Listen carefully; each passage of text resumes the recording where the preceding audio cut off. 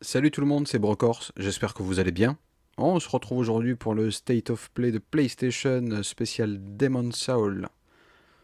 Sûrement le dernier pour ce jeu avant sa sortie, puisqu'il sort très bientôt, je crois que c'est le 12 qu'il sort. Donc écoutez, sans plus attendre, on y va direct. Peggy 18.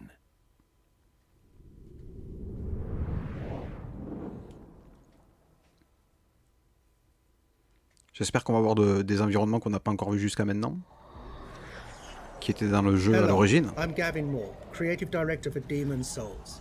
This is a remake of monumental scope and ambition, transforming a beloved PlayStation classic into a stunning showcase for the PlayStation 5. In every respect, Demon's Souls looks, sounds, and feels right at home in this next generation of gaming. We're all massive fans of the original game, and we wanted to bring everything we possibly could up to a level that modern gamers expect.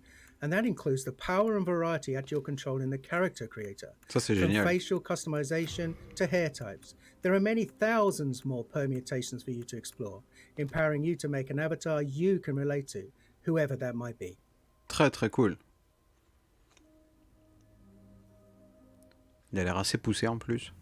Demon's Souls is anchored by a hub, the Nexus. The Nexus is how you'll get to the game's 5 Archstones, each of which leads to a different land in Boletaria. There are also many NPCs here who are a key part of the storytelling experience. We were lucky enough to bring back many of the original cast to take on their iconic roles. Now let's enter the first Archstone, the Archstone of the Small King, and start our journey at the gates of Boletaria. Ok, cool.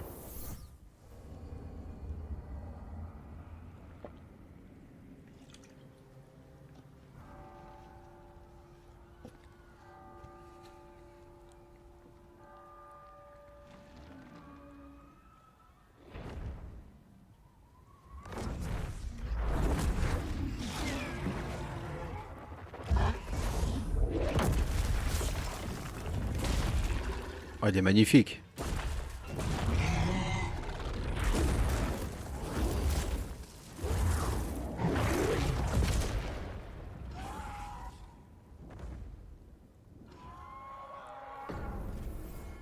Now, the real Demon's Souls begins.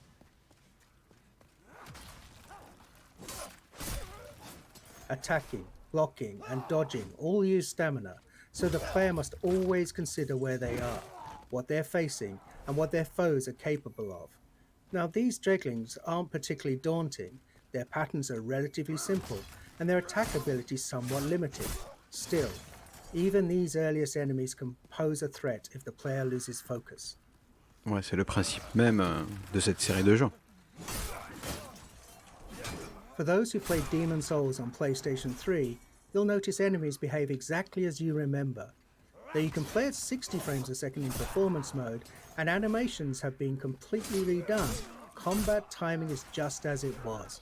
We're actually using original code for these core gameplay pillars, the untouched essence of the game around which everything else has been beautifully remade.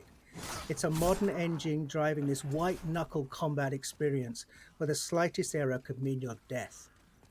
Très intéressant. Alors moi, est-ce que je dis une bêtise, il n'y a pas de mode ray tracing dans ce jeu. Ils ont décidé de ne pas le faire, et en fait, il est suffisamment joli comme ça. Du coup, pourquoi pas. Mais il faut le savoir. Pas de ray tracing dans ce jeu.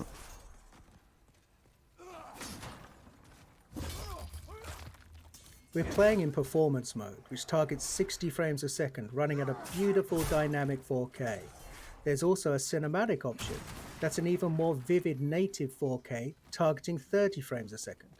Whether your preference is fluidity and responsiveness, or simply the most detailed possible experience, the game is a feast for the senses on PlayStation 5. Ok, intéressant. Très intéressant.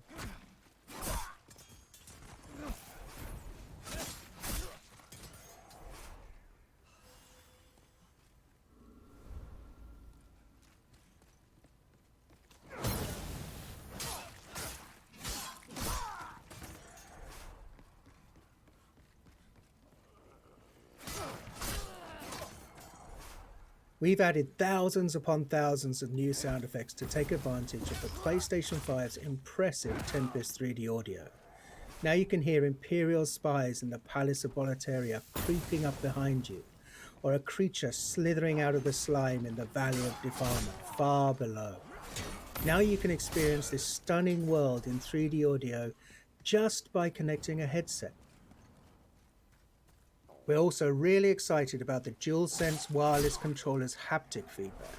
We wanted to make combat feel grittier and darker, so this is the perfect way to feel steel clash against steel, or the crackle of a fireball in the palm of your hand before you cast it at your enemies. Ouais, bon, les vibrations pour ressentir la flamme au creux de la main. We've left the open air of Boletaria and descended into the lair of the Flameworker, deep within Stonefang Mines. Flameworker is one of the most beloved of all of the Demon Souls bosses, Ouais. and here he's brought to life in amazing detail. The real-time lighting and incredible particle effects, as well as a deadly redesigned arena, all culminate in a spectacular battle set in a world of fire. And the music here as you battle Flameworker is one of many incredible tracks created for Demon Souls. On PlayStation 5, we've rearranged and fully reorchestrated Shinsuke Kida's breathtaking score with 120 world-class musicians performing at the legendary Air Studios in London. Excellent.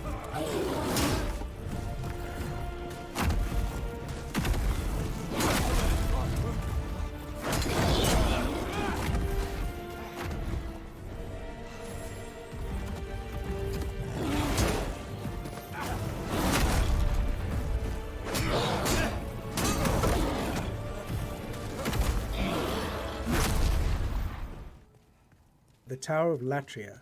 This is the first part of the third Archstone. It's truly one of the most unforgettable areas in Demon Souls. It's so haunting and claustrophobic. It's rife with detail and countless nooks and crannies. On PlayStation 5, we've radically increased the object density. The stage is absolutely littered with rubble, broken vases, and abandoned clutter. It's an amazing set piece for enemy encounters. These mind flayers, for example, cast glowing projectiles down long corridors. For all of the added or enhanced effects like these, we've endeavoured to strike a balance between dread and beauty, echoing the tragic fall of the once glorious but now doomed kingdom of Boletaria. Ouais, il y a des effets de lumière dans tous les sens. C'est très très propre.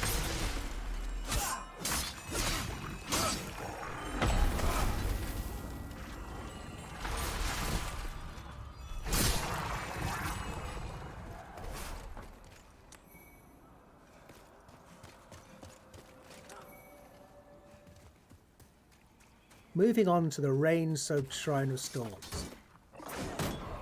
Each class in Demon Souls has a radically different feel. Knights in their armour are tough, but a bit clumsy when dodging an attack. The Thief, on the other hand, is quick and sure of foot, but requires finesse to inflict a killing blow.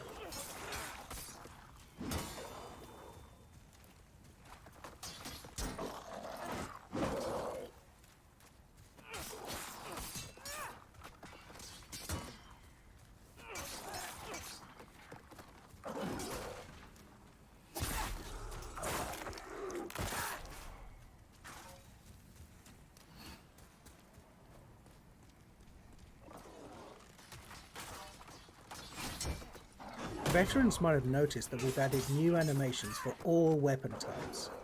Of course, we made sure to match the timing and feel of the original attacks.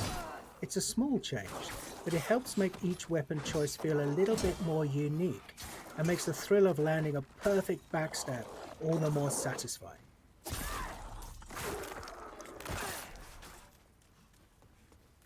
Ok. Anyone who played Demon Souls on PlayStation 3 knows that the Valley of Defilement is one of the most challenging, demanding levels in the game. We're so excited for those players to revisit this gloomy, arresting swamp, now with performance mode at a targeted 60 frames per second. This area was a particular challenge because we wanted to preserve the occasionally disorientating almost maze-like nature of the stage while building on the mythos of Latria. After all, this is a place of outcasts and the unwanted. We wanted the valley to feel much more alive with the PlayStation 5 remake, and it gave us a rare chance to revisit a truly iconic level in gaming history. Ouais, ils se sont fait plaisir en faisant ce remake et ça se voit. Parce que c'est vraiment très très bien.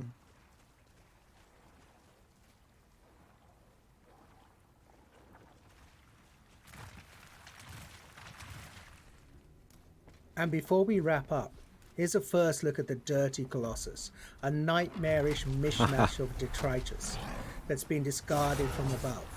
Your best bet for success here is to keep your distance and time your attacks carefully, and use a weapon that can burn through this toxic monstrosity.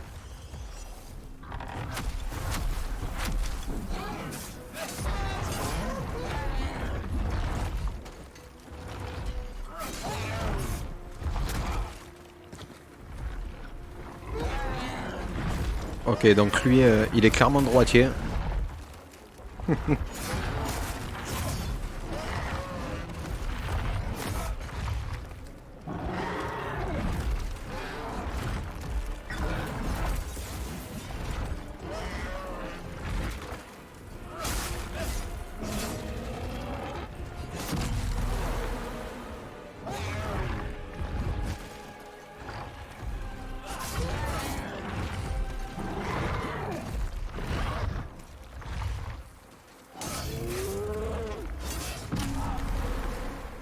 Ça dégage. Ok. You've just gotten a taste of what's awaiting you this November. Demon's Souls is one of the most celebrated gems in PlayStation history. It defined a new genre of action RPGs, focused on tactical combat, environmental storytelling, groundbreaking synchronous and asynchronous multiplayer elements, and an emphasis on trusting the player to learn, master, and ultimately to triumph. SIE Worldwide Studios and Bluepoint Games are honoured to be able to remake this classic for those who hold it dear, and for a whole new generation of gamers to discover. Thank you for watching. Merci à vous. Bah écoutez, c'était vachement bien. Par contre, je ne sais pas. Alors, autant le système de customisation pour les personnages et tout a l'air génial. Très poussé. Autant je ne suis pas super halluciné de la qualité visuelle du jeu, en fait.